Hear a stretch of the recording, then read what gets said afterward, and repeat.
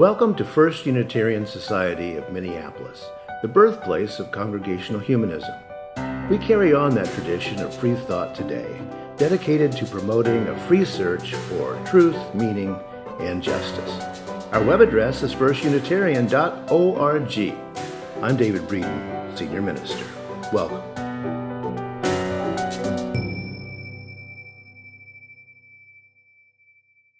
Our theme for the month of December is mystery, as David said. Cliched enough theme if you're talking about the mystery of Santa Claus or Christmas and that sort of thing. Yet the concept of mystery is not quite so easily dismissed by anyone who takes some time to think about it. I contend that in any sort of foundational theological or philosophical sort of thinking, the first rule is you got to have a theory of mystery. So I'll define mystery here. I think it's something unexplained or inadequately explained according to some. And I think that's about all you can really say. I think when you start to think about it, a good question is, who gets to say that one thing or another thing are mysteries? There is, after all, no office of official mysteries. And yes, there's no mystery I can't draw, so this is from my ChatGPT. So there is a misspelling in it, and the reason for which is not mysterious. It's copyright, and trying to avoid copyright violations, right? And I'll be talking about my chatty little GBT a little bit later. But you get the picture. Who holds the rubber stamp that officially marks something as a mystery? For example, it is not a mystery how jet airplanes fly. There is no magic involved. And claiming or thinking that there is magic involved is just plain old ignorant. Fact is, no one gets to choose which things or subjects are mysteries.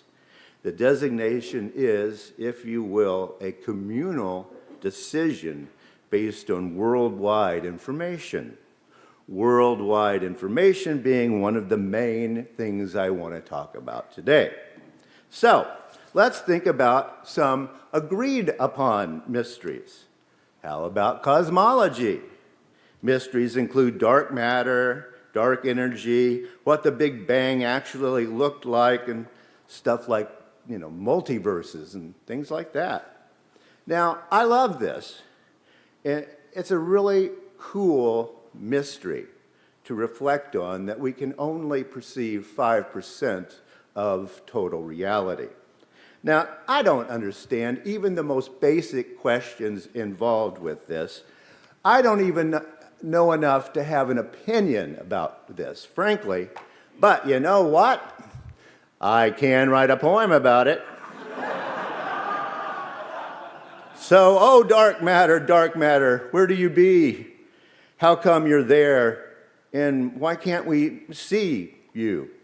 Are you playing hide and seek, or are you just shy? Are there out there in the cosmos where so many things fly? Oh, dark matter, dark energy, do you keep the galaxies spinning? Are you the universe's secret ingredient? Have you been hanging out since the beginning? Oh, we search, oh, we ponder, oh, we build telescopes, hoping for a glimpse of even an isotope of you. Oh, dark matter, oh, dark energy, don't be so aloof. Give us a clue, just a tiny poof. In other words, I won't be peering into any microscopes or telescopes or any other scopes for this cosmic mystery. I do, however, enjoy writing poems about it, which I, for one, think is a very fine thing to do with a mystery you don't really understand anyway. When we talk about the Greeks, or really more properly the Mediterranean world before the Common Era, The reason we remember that time period in the 300 to 500s before the Common Era is because those folks in the Mediterranean for the first time decided that they wanted to talk about stuff, material, the world, the cosmos, without reference to the supernatural. It seems to have been the first time people thought of that, aside from maybe a few Hindu sects. Now let's face it, everything considered a mystery can be explained by referring to the supernatural. Why is the sky blue? It's easy if you get to tell a story. Oh yeah, that's the god so-and-so. Everybody knows that.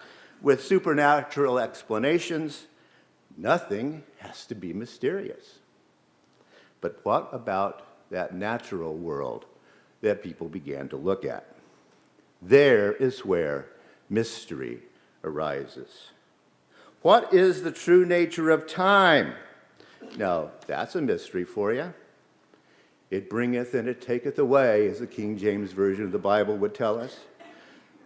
Is there an arrow to it, or is maybe a boomerang a better metaphor for time and how we fail in the face of the clock's stern face?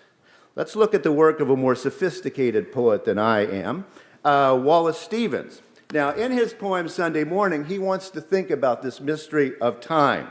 So, he says, "Is there no change of death in paradise? Does ripe fruit never fall? Or do the boughs hang always heavy in that perfect sky, unchanging, yet so like our perishing earth, with rivers like our own that seek for seas they never find? The same receding shores that never touch with inarticulate pang. Why set the pear upon those river banks, or spice the shores with odors of the plum? Alas, that they should wear our colors there, the silken weavings of our afternoons, and pick the strings of our insipid lutes. Death is the mother of beauty, mystical, within whose burning bosom we devise our earthly mothers waiting sleeplessly." And those closing lines, "Alas, that they should wear our colors there, the silken weavings of our afternoons, and pick the strings of our insipid lutes." Heaven, Wallace Stevens asked, is it really better than our earth? Is heaven only our earth frozen in time? What would that even mean, says the atheist Wallace Stevens. Can't our heavenly lutes be a bit better at playing music than the ones here on earth? And, of course, Wallace Stevens' most famous lines, "Death is the mother of beauty." Why? Because, I just knocked some glass out there. Why? Because of time and change. Death is the mother of beauty because of time and change and how we face those. The thought is actually more complex just a little bit, though. He says, "Death is the mother of beauty, mystical, within whose burning bosom we devise our earthly mothers waiting sleeplessly." Stevens is saying, I think, that death is the very essence of living. If you aren't destined to die, you can't be alive. Do the boughs hang always heavy in that perfect sky, unchanging, yet so like our perishing earth? The answer that Stevens offers is that eternity, timelessness, is not a gift at all. Now, did he know that for sure? Or was it a mystery to Mr. Stevens and to you and me? Well, yeah, it's a mystery to us all. Easy answer, time was a mystery to Wallace Stevens, but he made the choice to work with it in his poetry. Now, I decided to take a less dramatic shot at the subject and decided to write a parody country song. Why did I decide that? Inspiration, right? So, I wrote 2 lines. Times arrow, it's going to hit you in the butt and have you dancing backwards in a temporal rut.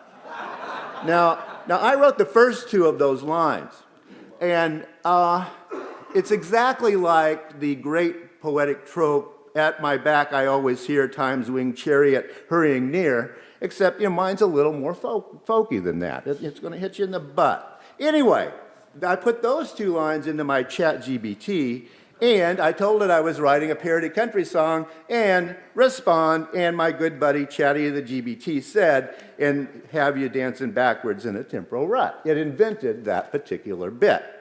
Now, where did it come up with that? Right? Well, all this is a mystery to me, by the way.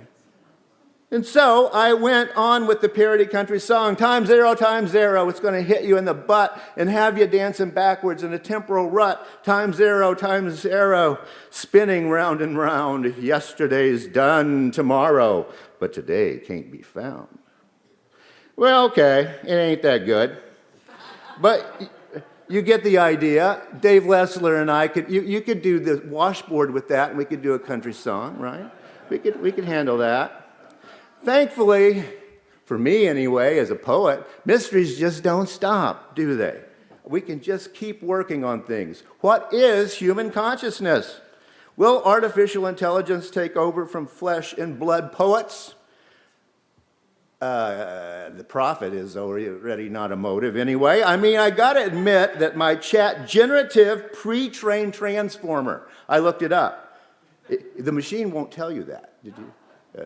Unless you try to fool it. Chat generative pre-trained transformer, which is what GBT means in this context apparently, does not know my hillbilly dialect.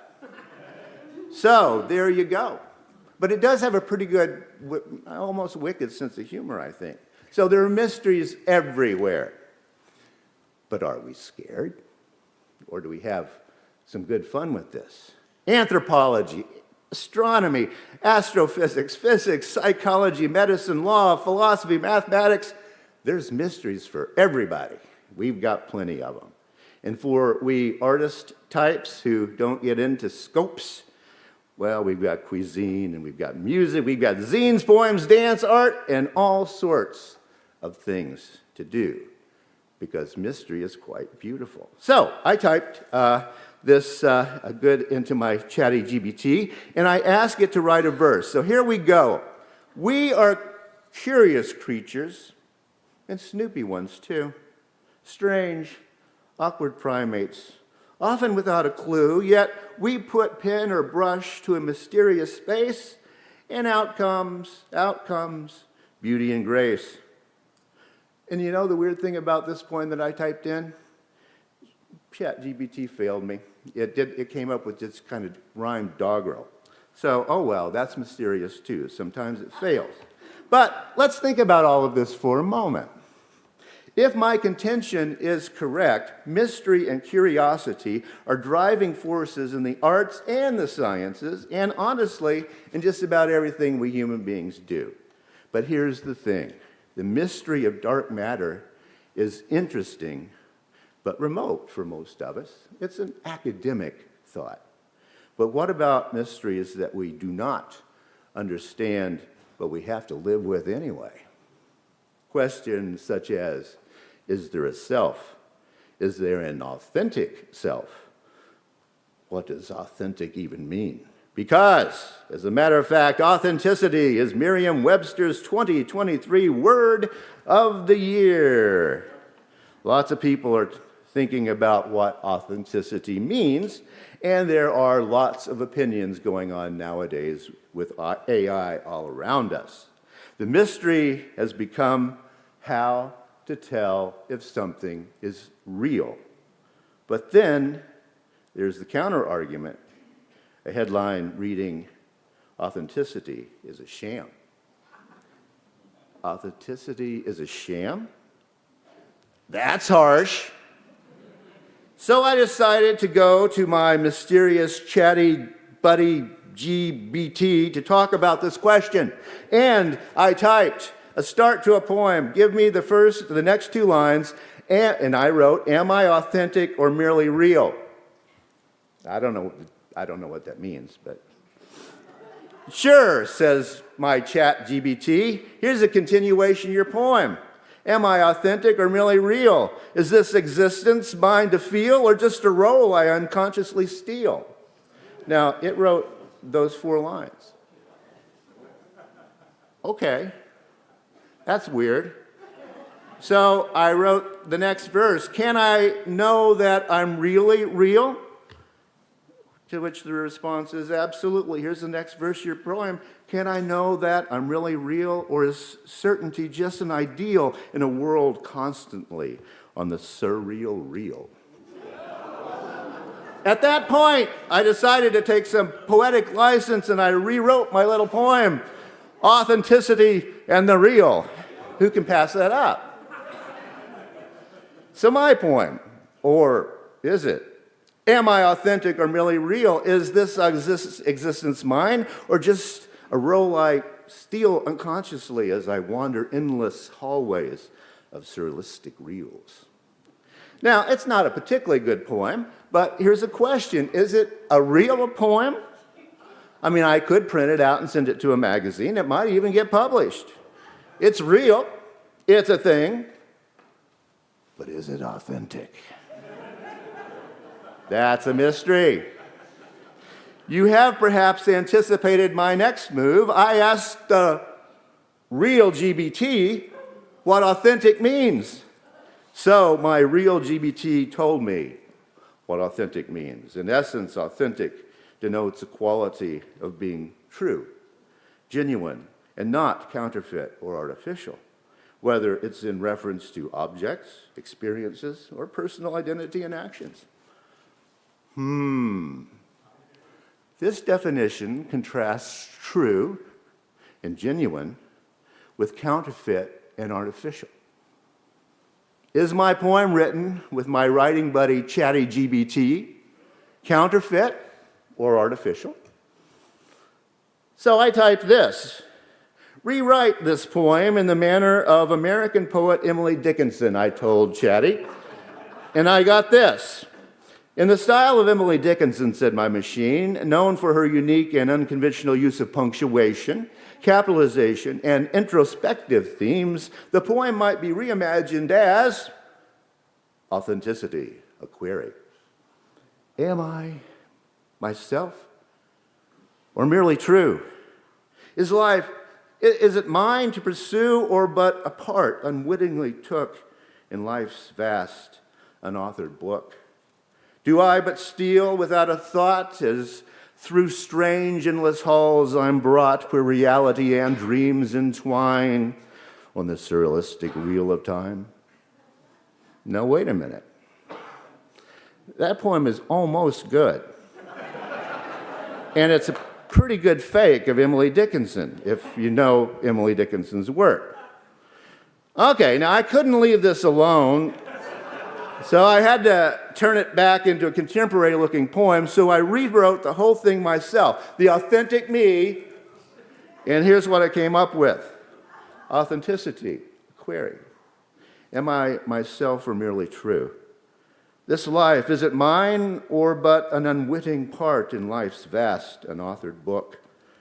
Do I only steal without thought, wandering endless halls where reality and dreams entwine on this surrealistic reel of time?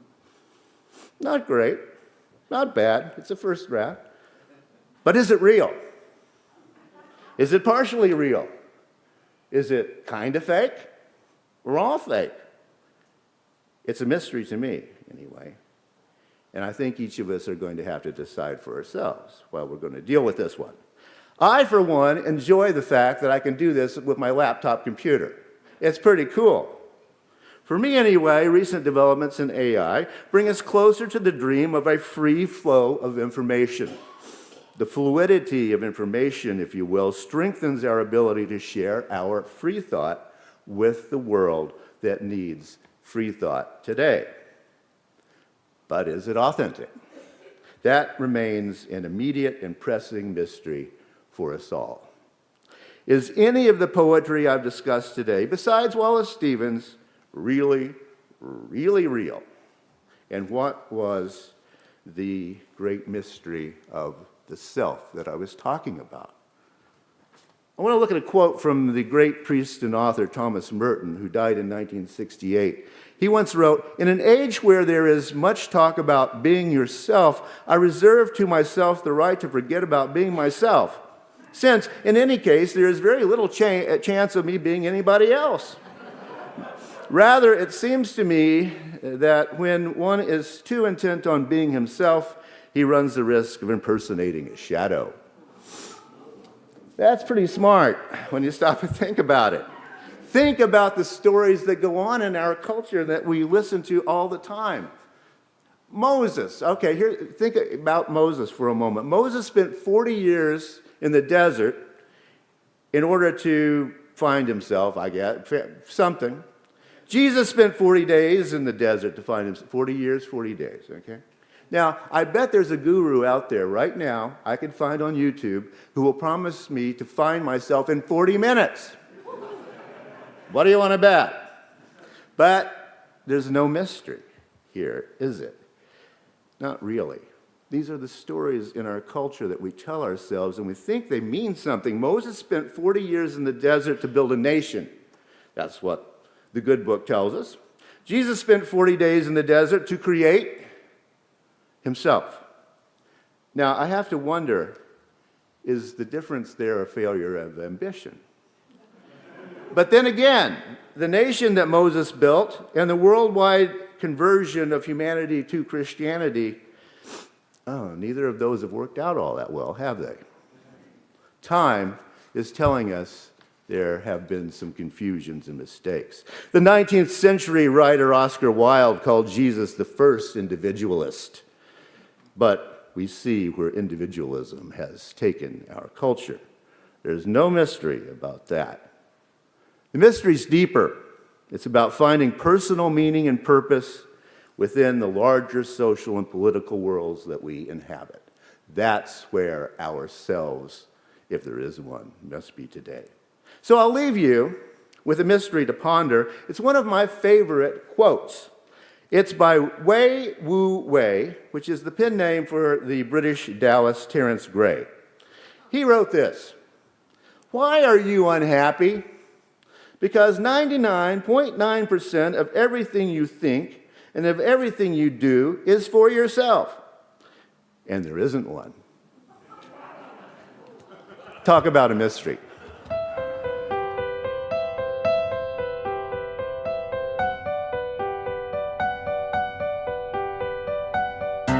Thanks for listening. You can find much more about humanism and what's happening at First Unitarian Society in Minneapolis by visiting our website at firstunitarian.org.